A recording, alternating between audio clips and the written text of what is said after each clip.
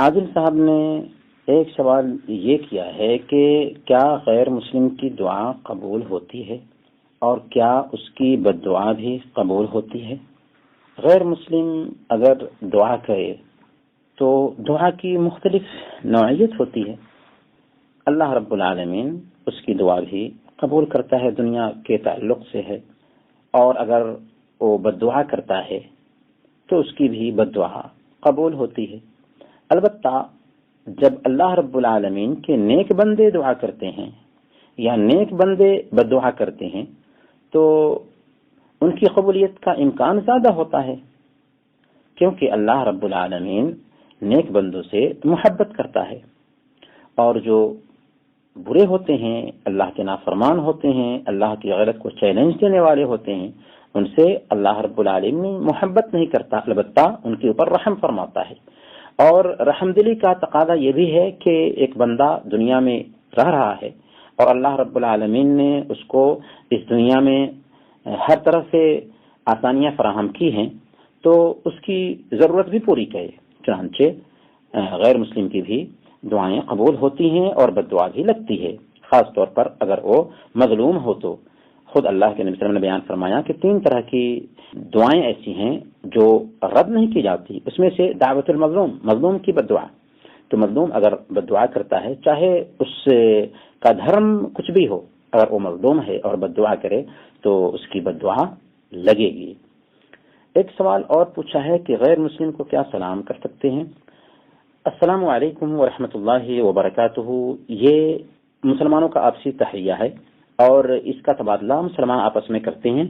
کیونکہ ایک مسلمان کے لیے ایک تحیہ ہے جس کے اندر مسلمان آپس میں ایک دوسرے سے اس کا تبادلہ کرتے ہیں۔ البتہ غیر مسلموں سے ملتے ہوئے ان کو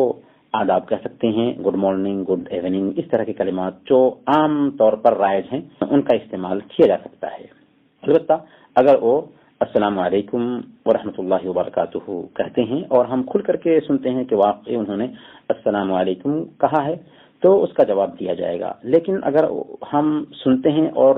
ظاہر نہیں ہوتا ہے کہ انہوں نے السلام علیکم کہا ہے یا السلام علیکم کہا ہے، کھل کر کے ظاہر نہیں ہو رہا ہے، تو ہم کہیں گے وعلیکم۔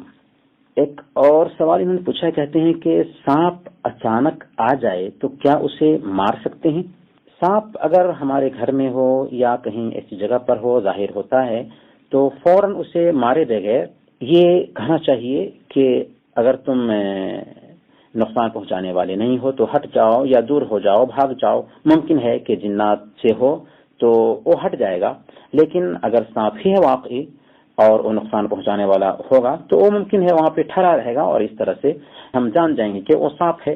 اور موذی مخلوق ہے، لہذا اسے مار دینا چاہیے۔ ایک سوال عادل صاحب نے یہ بھی پوچھا ہے کہ کیا قبر میں مردے سنتے ہیں؟ اللہ رب العالمین نے قرآن کریم میں اپنے حبیب کو خطاب کرتے ہوئے کہا، انک لا تسمع الموتى، اے حبیب آپ مردوں کو نہیں سنا سکتے۔ جب اللہ رب العالمین نے اپنے حبیب سے قرآن کریم میں یہ بات کہی کہ انک لا تسمع الموتى، پھر دوسری جگہ پر یہ بھی کہا کہ وما انت بمسمع من فی القبور، کہ جو لوگ قبروں میں دفن کیے جا چکے ہیں ان کو آپ نہیں سنا سکتے ہیں، تو ظاہر سی بات ہے کہ جب اللہ کے نبی صلی اللہ علیہ وسلم مردوں کو نہیں سنا سکتے ہیں تو ہم اور آپ کس کھیت کی مولی ہوتے ہیں؟ پتہ یہ چلا کہ قبر میں مردے سنتے نہیں ہیں، البتہ اللہ رب العالمین ہم جب سلام بھیجتے ہیں قبر میں مدفون لوگوں کو، یا اللہ کے نبی صلی اللہ علیہ وسلم کی قبر پر ہم جا کر کے ان کو سلام بھیجتے ہیں، یا ہم یہیں پہ رہ کر کے اللہ کے نبی صلی اللہ علیہ وسلم کے اوپر درود بھیجتے ہیں، تو اللہ رب العالمین اپنی طاقت سے اس کو پہنچاتا ہے اللہ کے نبی صلی اللہ علیہ وسلم کے پاس۔ اس کی کیفیت کو ہم نہیں سمجھ سکتے کیونکہ وہ برزخی زندگی کی کیفیت ہے، اور برزخی زندگی کی جو کیفیت ہے دنیاوی زندگی سے بالکل الگ ہے۔ البتہ یہ سوچنا کہ ایک مردہ ہمارے جیسے اس دنیا میں سنتا ہے، اگر سنے گا تو جواب دے گا تو اس کو شور ہوگا، اور جب شور ہوگا تو اس کو کھانے پینے کی ضرورت ہوگی اور عام حاجات لاحق ہوں گی۔ پتہ یہ چلا کہ مردے قبر میں سنتے نہیں ہیں۔